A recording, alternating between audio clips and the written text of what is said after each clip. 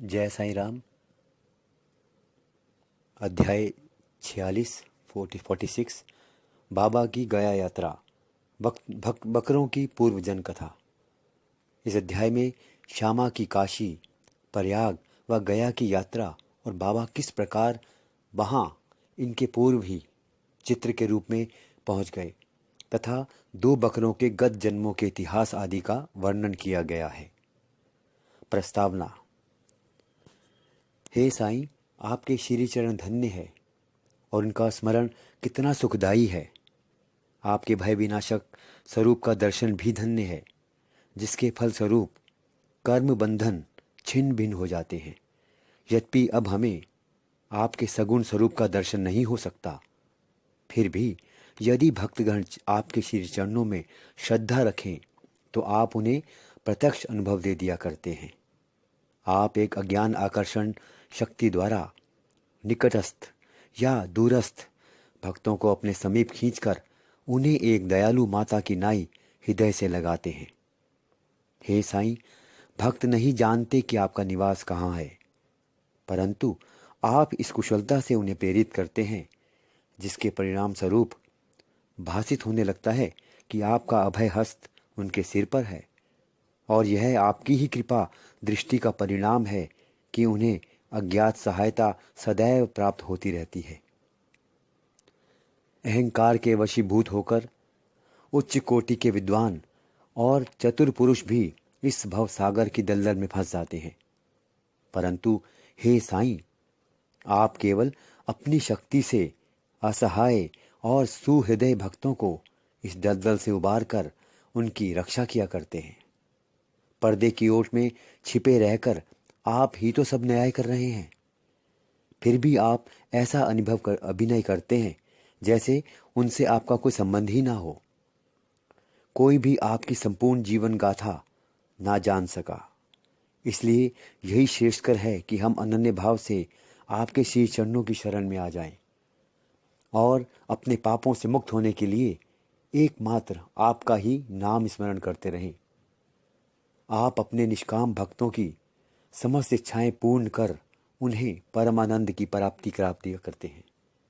केवल आपके मधुर नाम का उच्चारण ही भक्तों के लिए अत्यंत सुगम पथ है।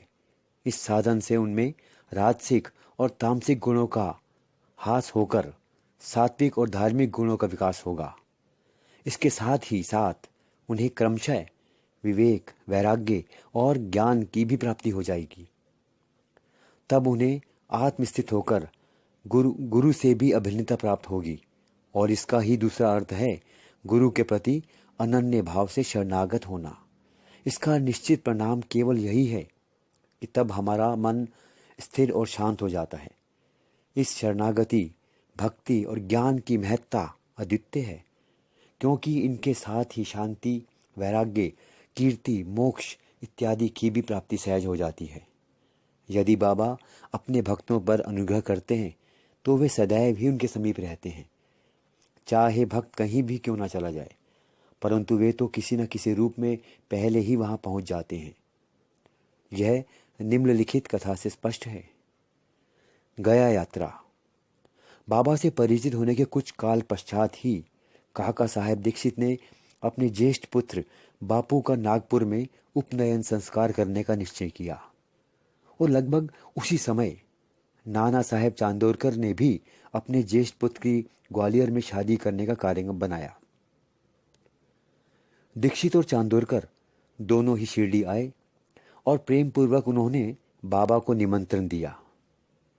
तब उन्होंने अपने प्रतिनिधि श्यामा को ले जाने को कहा, परंतु जब उन्होंने समय पधारने के लिए उनसे आग्रह किया तो उन्होंने उत्तर दिया कि बनारस और प्रयाग निकल जाने के पश्चात मैं श्यामा से पहले ही पहुंच जाऊंगा। पाठकगण, कृपया इन शब्दों को थोड़ा ध्यान रखें, क्योंकि ये शब्द बाबा की सर्वज्ञता के बोधक हैं। बाबा की आज्ञा प्राप्त कर श्यामा ने इन उत्सवों में शामिल होने के लिए प्रथम नागपुर, ग्वालियर और उसके पश्चात काशी, प्रयाग और गया जाने का निश्चय किया। अप्पा कोते भी श्यामा के साथ जाने को तैयार हो गए। प्रथम तो वे दोनों उपनयन संस्कार में सम्मिलित होने नागपुर पहुंचे। वहां काका साहेब दीक्षित ने श्यामा को 200 रुपये खर्च के निमित्त दिए। वहां से वे लोग विवाह में सम्मिलित होने ग्वालियर गए। वहां नाना साहेब चांदोरकर ने 100 रुपये और उनके संबंधी श्री जठार ने भी 100 रुपये श्यामा को भेंट किए। फिर श्यामा काशी पहुंचे, जहां जठार ने लक्ष्मी नारायण जी के भव्य मंदिर में उनका उत्तम स्वागत किया। अयोध्या में जठार के व्यवस्थापक ने भी श्यामा का अच्छा स्वागत किया। श्यामा और कोते अयोध्या में 21 दिन तक तथा काशी बनारस में 2 मास ठहर कर फिर गया को रवाना हो गए। गया में प्लेग फैलने का समाचार रेलगाड़ी में सुनकर इन लोगों की थोड़ी चिंता सी होने लगी। फिर भी रात्रि को वे गया स्टेशन पर उतरे और एक धर्मशाला में जाकर ठहरे। प्रातःकाल गया वाला पुजारी यानी कि पंडा, जो यात्रियों के ठहरने और भोजन की व्यवस्था किया करता था, आया और कहने लगा कि सब यात्री तो प्रस्थान कर चुके हैं, इसलिए अब आप भी शीघ्रता करें। श्यामा ने सहज उससे पूछा कि क्या गया में प्लेग फैला है? तब पुजारी ने कहा कि नहीं, आप निर्विघ्न मेरे यहाँ पधार कर वस्तु स्थिति का स्वयं अवलोकन कर लें। तब वे उसके साथ उसके मकान पर पहुंचे। उनका मकान क्या, एक विशाल महल था जिसमें पर्याप्त यात्री विश्राम पा सकते थे। श्यामा को भी उसी स्थान पर ठहराया गया जो उन्हें अत्यंत प्रिय लगा। बाबा का एक बड़ा चित्र, जो कि मकान के अग्रिम भाग के ठीक मध्य में लगा था, देखकर वे अति प्रसन्न हो गए। उनका हृदय भर आया और उन्हें बाबा के शब्दों की स्मृति हो आई कि मैं काशी और प्रयाग निकल जाने के पश्चात श्यामा से आगे ही पहुंच जाऊंगा। श्यामा की आंखों से अश्रुओं की धारा बहने लगी और उनके शरीर में रोमांच हो आया तथा कंठ रूंध गया और रोते रोते उनकी घिघियां बंध गई। पुजारी ने श्यामा की जो ऐसी स्थिति देखी तो उसने सोचा कि यह व्यक्ति प्लेग की सूचना पर भयभीत होकर रुदन कर रहा है। परंतु श्यामा ने उसकी कल्पना के विपरीत ही प्रश्न किया कि यह बाबा का चित्र तुम्हें कहाँ से मिला? उसने उत्तर दिया कि मेरे 200-300 दलाल मनमाड़ और पूर्णतांबे क्षेत्र में कार्य करते हैं तथा उस क्षेत्र से गया आने वाले यात्रियों की सुविधा का विशेष ध्यान रखता है। वहां शिरडी के साईं महाराज की कीर्ति मुझे सुनाई पड़ी। लगभग 12 वर्ष हुए मैंने समय शिरडी जाकर बाबा के दर्शन का लाभ उठाया था और वही श्यामा के घर में लगे हुए उनके चित्र से मैं आकर्षित हुआ था। तभी बाबा की आज्ञा से श्यामा ने जो चित्र मुझे भेंट किया था, यह वही चित्र है।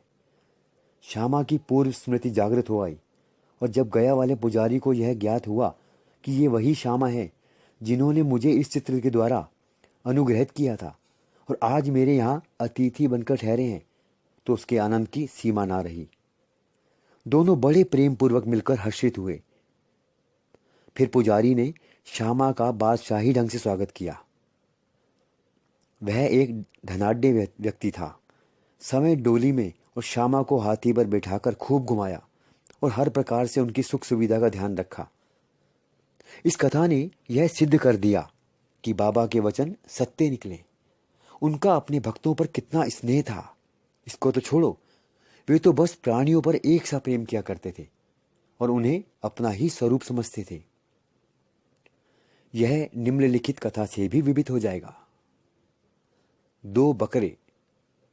एक बार जब बाबा लेंडी बाग से लौट रहे थे तो उन्होंने बकरों का एक झुंड आते देखा। उनमें से 2 बकरों ने उन्हें अपनी ओर आकर्षित कर लिया। बाबा ने जाकर प्रेम से उनका शरीर अपने हाथ से थपथपाया और उन्हें 32 रुपए में खरीद लिया। बाबा का यह विचित्र व्यवहार देखकर भक्तों को आश्चर्य हुआ और उन्होंने सोचा कि बाबा तो इस सौदे में ठगे गए हैं, क्योंकि एक बकरे का मूल्य उस समय 3-4 रुपए से अधिक ना था। और वे 2 बकरे अधिक से अधिक 8 रुपए में प्राप्त हो सकते थे। उन्होंने बाबा को कोसना प्रारंभ कर दिया, परंतु बाबा शांत बैठे रहे। जब श्यामा और तात्या ने बकरे मोल लेने का कारण पूछा तो उन्होंने उत्तर दिया, मेरे कोई घर या स्त्री तो है नहीं जिसके लिए मुझे पैसे इकट्ठे करके रखना है।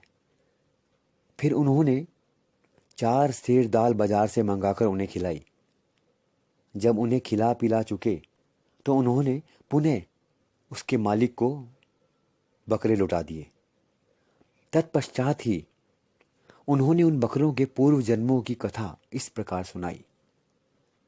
श्यामा और तात्या, तुम सोचते हो कि मैं इस सौदे में ठगा गया हूं, परंतु ऐसा नहीं।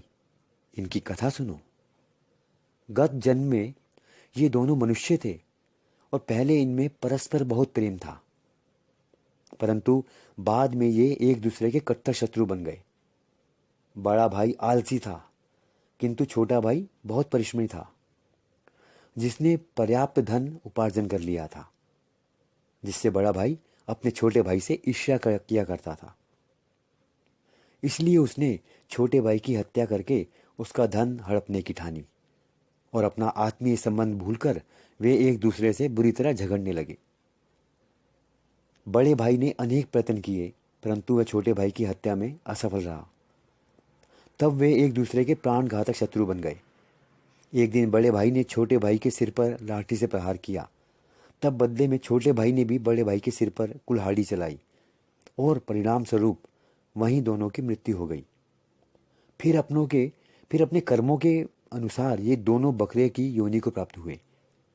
जैसे ही मेरे समीप से निकले तो मुझे इनके पूर्व इतिहास का स्मरण हो आया और मुझे दया आ गई। इसलिए मैंने उन्हें कुछ खिलाने पिलाने तथा सुख देने का विचार किया। यही कारण है कि मैंने तो उनके लिए पैसे खर्च किए जो तुम्हें महंगे प्रतीत हुए।